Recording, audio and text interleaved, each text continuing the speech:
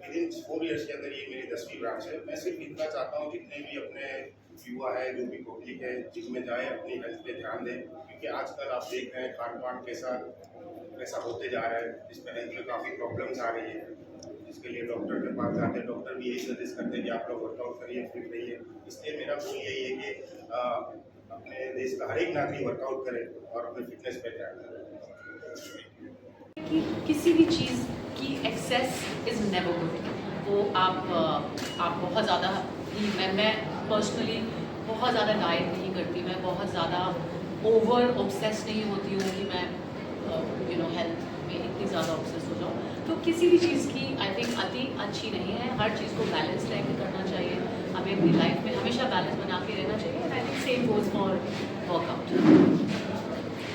जहाँ मैं बैठी हूँ वही मेरी फिटनेस का राज है। Good life fitness gym. આ એક એવી વ્યવસ્થા છે, હમણાં જ ઘણા બધા પ્રશ્નો તમે મારી સામે કર્યા. જીમની જરૂરિયાત છે ને, એ આપણે આ ફાસ્ટ લાઈફમાં ખૂબ જરૂરી છે. તમે જો એક્સરસાઇઝ કે વર્કઆઉટ ના કરો, જીવનમાં તમારે ઘણી બધી પ્રોબ્લેમ આવતી હોય છે.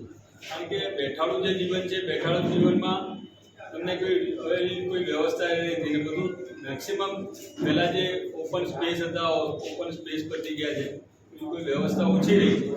તો આ જીમની વ્યવસ્થા એ ખરેખર લોકો માટે ખૂબ ઉપયોગી અને ખૂબ સારી છે. ને મારા બ્રધર છે, ભત્રીજામાં, અમને હું ખૂબ શુભકામના આપું કે એમણે એક સારું કામ આ એરિયામાં કર્યું છે. વિરાટનગર એરિયામાં આની જરૂર હતી. એ સારા જગ્યાએ અને સારી લોકેશન ઉપર એમણે સરસ વ્યવસ્થા ગોઠવી છે. અહીંના લોકોને, અહીંના રહીશોને હું કહીશ કે આનો લાભ લે અને પોતે ફિટ રહે. એ જ મારી શુભકામનાઓ.